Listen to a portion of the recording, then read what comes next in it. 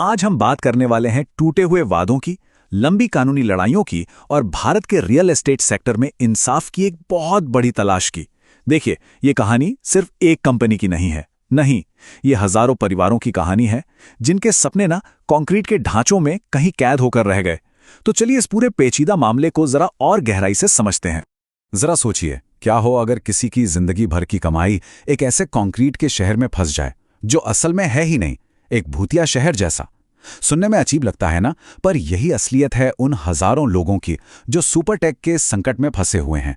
और यकीन मानिए, ये सिर्फ एक फाइनेंशियल प्रॉब्लम नहीं है, ये उससे कई बढ़कर एक इंसानी त्रासदी है। 50,000 से भी ज्यादा घर, ये सिर्फ एक नंबर नहीं है, बिल्कुल नहीं। ये आंकड़ा बताता है कि सुपरटेक का ये संकट कितना बड़ा है, इसने कितनी जिंदगियों पर असर डाला है। हर एक घर के पीछे एक परिवार की कहानी है, एक लंबा इंतजार है। और ये इंतजार कितना लंबा है, देखिए, 2010-12 में लोगों ने अपने घर बुक किए, फिर मार्च 2022 में कंपनी दिवालिया हो गई, और आज 2026 में भी इंतजार बस जारी है। एक दशक से भी ज्यादा का संघर्ष। ये सिर्फ कोई प्रोजेक्ट डिले नहीं है, ये तो एक पूरी पीढ़ी का इंतजार बन गया है। तो आखिर ये सब शुरू कैसे हुआ? कैसे एक सपनों का घर एक बुरा सपना बन गया? कहानी शुरू होती है सुपरटेक लिमिटेड से। एक जमाने में रियल एस्टेट का बहुत बड़ा नाम था ये, लेकिन फिर उन्होंने 432 करोड़ रुपए के एक लोन पर डिफॉल्ट कर दिया। और बस इसी एक चूक ने दिवालियापन की वो प्रक्रिया शुरू कर दी जिसने हजारों घर खरीदारों के भविष्य को दांव पर लगा दिया। और यहीं से कानून का सबसे बड़ा सवाल खड़ा होता है। जब कोई डेवलपर फेल हो जाता है तो कानून को पहले किसे बचाना चाहिए?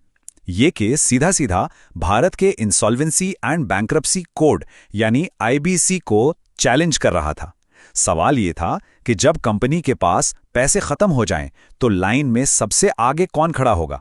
वो बैंक जिसने करोड़ों का लोन दिया, या वो आम इंसान जिसने अपने सपनों के घर के लिए अपनी पूरी जमा पूंजी लगा दी?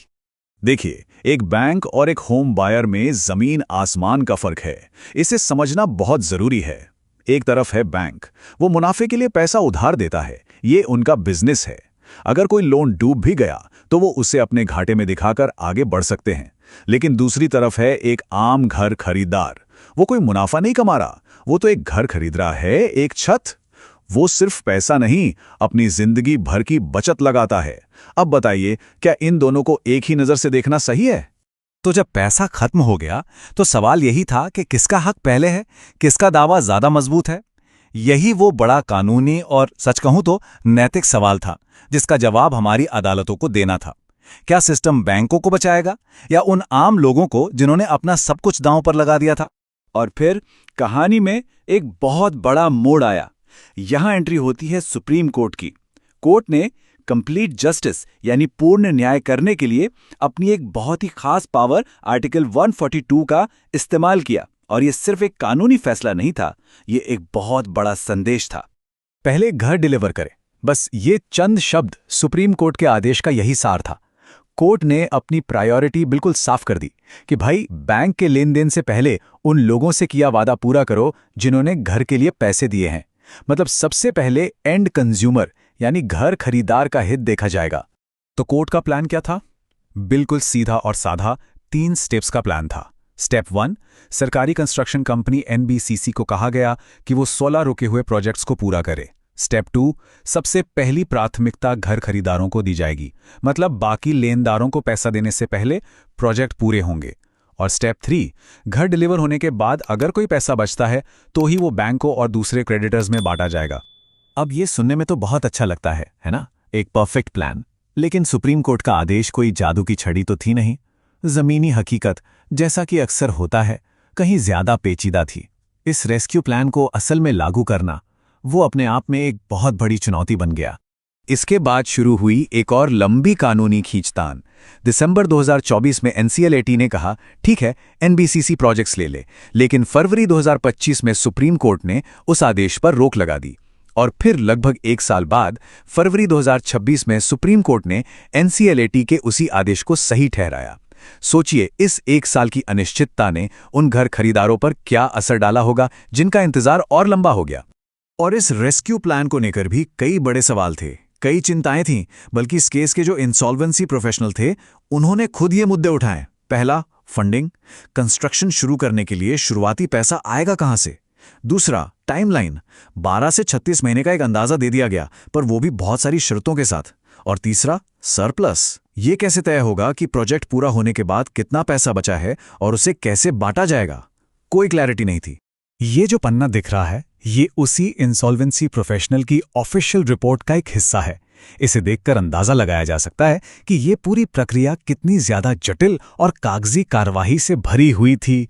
हर कदम पर कानूनी दांव पेंच थे। रास्ते में एक और रोड़ा आ गया, और वो था रेरा, यानी रियल एस्टेट रेगुलेशन एक्ट। अब देखिए, एनबीसीसी का प्लान था कि जिन प्रोजेक्ट्स में पैसा है उसे निकालकर अटके हुए प्रोजेक्ट्स में लगाया जाए, लेकिन रेरा के नियम ऐसा करने की इजाजत नहीं देते। तो इस मुश्किल को दूर करने के लिए एक और कानूनी दखल की जरूरत पड़ी। और ठीक जब लग रहा था कि चीजें इससे ज्यादा उलझ नहीं सकती, तभी एक और नाटकीय मोड़ आया। जो शख्स इस पूरे रेस्क्यू ऑपरेशन का इंचार्ज था, जो इंसॉल्वेंसी प्रोफेशनल था, हितेश गोयल, उसे ही सस्पेंड कर दिया गया। जी हां, नेशनल इंसॉल्वेंसी बोर्ड ने उसे ही अनुशासनात्मक कार्यवाही के तहत सस्पेंड कर दिया। बोर्ड की डिसिप्लिनरी कमेटी ने अपने आदेश में साफ साफ कहा कि इंसॉल्वेंसी प्रोफेशनल अपने कर्तव्यों का पालन करने में विफल रहे थे। मतलब ये कोई छोटी मोटी गलती नहीं थी, ये अपनी जिम्मेदारियों को निभाने में एक बड़ी नाकामी थी। और इस वजह से इस पहले से ही उलझे हुए केस में एक और बड़ी मुश्किल खड़ी हो गई। तो इन सब का मतलब क्या है? देखिए, सुपरटेक का मामला सिर्फ एक डेवलपर के फेल होने का नहीं है। ये असल में भारत के पूरे इंसॉल्वेंसी सिस्टम के लिए एक स्ट्रेस टेस्ट जैसा है। ये दिखा रहा है कि हमारा सिस्टम ऐसी मुश्किलों के लिए कितना तैयार है। सुप्रीम कोर्ट ने जो किया वो एक तरह का जुडिशियल वर्क अराउंड है, मतलब एक अस्थायी रास्ता निकाला है। ये कोई परमानेंट हल नहीं है। ये मामला इस बात पर जोर देता है कि अब सुधार की जरूरत है। एक ऐसे सिस्टम की जरूरत है जिसे वाटरफॉल मैकेनिज्म कहते हैं, जो घर खरीदार को एक ग्राहक के तौर पर बचाता है। वाटरफॉल मतलब झरने की तरह, जिसमें पैसा ऊपर से नीचे आता है और सबसे पहले उस तक पहुंचता है जिसे सबसे ज्यादा जरूरत है, यानी घर खरीदार तक। इसका सीधा सा मतलब है कि कानून को ही बदलना होगा ताकि दिवालिया होने की स्थिति में होम बायर्स को बैंकों से भी ऊपर रखा जाए। तो आखिरी सवाल यही है, अदालत ने एक लाइफलाइन तो दे दी है, एक उम्मीद की किरण दिखाई है, पर क्या ये एक केस भविष्य के लिए एक नज़ीर बनेगा? क्या अब कानून बदलेगा ताकि पूरे भारत में घर खरीदारों को एक स्थायी सुरक्षा मिल सके? इसका जवाब तो खैर आने वाला वक्त ही देगा।